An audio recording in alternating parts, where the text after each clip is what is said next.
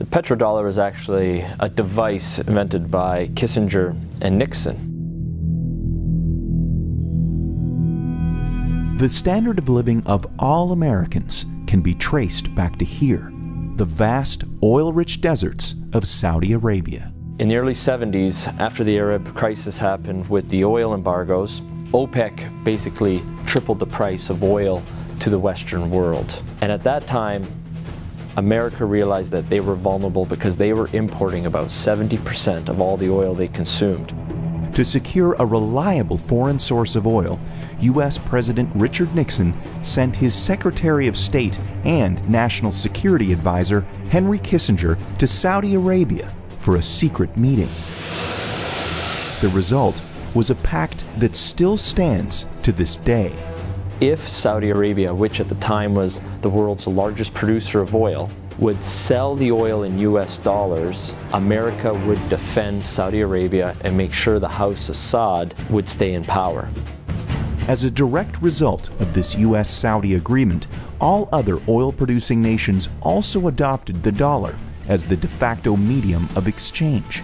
Demand for it increased exponentially all over the world, and soon it had a new name: the petrodollar. Your currency is only as strong as the demand for it, just like anything else, the supply and demand. Why the petrodollar is important, it causes a demand for the US dollar. A lot of Americans don't realize that over 70% of all the $100 bills in the world are actually outside of the US. There's more $100 bills in Russia than there are in America.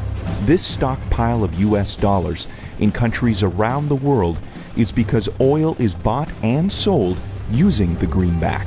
If oil starts trading in non-petrodollars, such as gold or a basket of currencies, or if China and Russia start trading in yuan and ruble rather than US dollars, that demand isn't there. And the way of life for the average American will be done.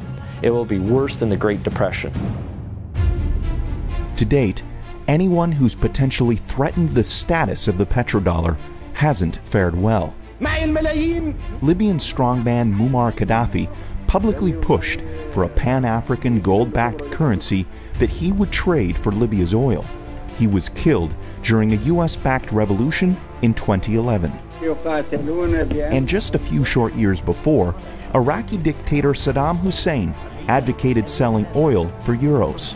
At this hour, American and coalition forces are in the early stages of military operations to disarm Iraq. The U.S. invaded under the guise of looking for WMDs. Iraq did not have any weapons of mass destruction, and interestingly enough, after the Americans invaded, took over, put in their own government, the whole concept of selling oil in euros never surfaced again. Today, many countries resent the current petrodollar system, and their leading spokesperson is none other than Russian President Vladimir Putin. Americans should be very worried about what Putin can do. There is a new Cold War going on. It is the colder war. That is exactly what's going on. And who's in the center of this push? Vladimir Putin. And the petrodollar is so crucial to the colder war. The only thing holding America right now at the top is the petrodollar. And let me make it very clear. If the petrodollar dies, so does America as a superpower.